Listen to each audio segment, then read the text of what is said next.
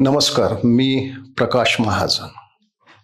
माझा राजकीय परिचय आपणास दिलाच पाहिजे असं नाही। आज मी आपल्यासमोर एवढ्यासाठी आलेलो आहे की कुठंतरी आपण आता थांबलं पाहिजे, ही भावना गेली काही दिवसापासून माझ्या मनात सारखी येत आहे। खरं म्हणजे मी गंगेला बोल लावला त्यावेळेसच थांबायला पाहिजे होतं।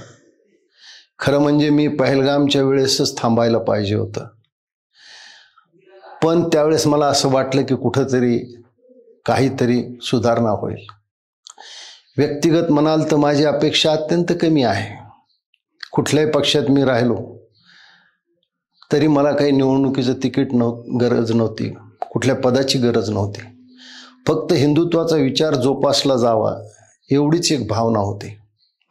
परंतु कमीत कमी अपेक्षा ठेवून सुद्धा माझ्या वाट्याला खूप अपेक्षा आली। लोकसभेच्या रणधुमाळीत मला कधी विचारण्यात आलं नाही, विधानसभेच्या वेळेस प्रचारापुरतं मला वापरण्यात आलं।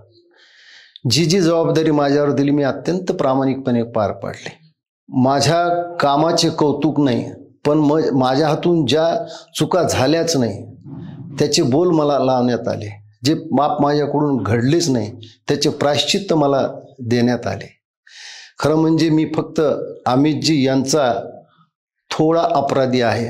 मी त्यांना छत्रपती संभाजीनगरच्या सभेत हे शब्द दिला होता की अमितजी, मी तुमच्यासोबत काय तुमच्या मुलासोबत देखील मी काम करेन। पण दुर्दैवाने परिस्थिती अशी आली की मी दिलेला शब्द पाळू शकत नाही। अमितजी, तुम्ही मला समजून घ्याल असं मला वाटतं। कधी कधी माणसाच्या क्षमतेप्रमाणे, योग्यतेप्रमाणे त्याला मिळत नाही। हा नशिबाचा एक मी भाग समजलो। असंख्य मनसैनिकांनी माझ्यावर मनापासून प्रेम केलं। वेळोवेळी माझ्यासाठी ते सर्वार्थाने धावून आले। त्या सर्व मनसैनिकाचा मी कायमचा ऋणी राहील। पण मला असं वाटतं की आता आपण इथं थांबलं पाहिजे, कुठंतरी या मनोरुग्ण अवस्थेतून बाहेर आलं पाहिजे, आणि म्हणून मी आज थांबायचा निर्णय घेतला। धन्यवाद।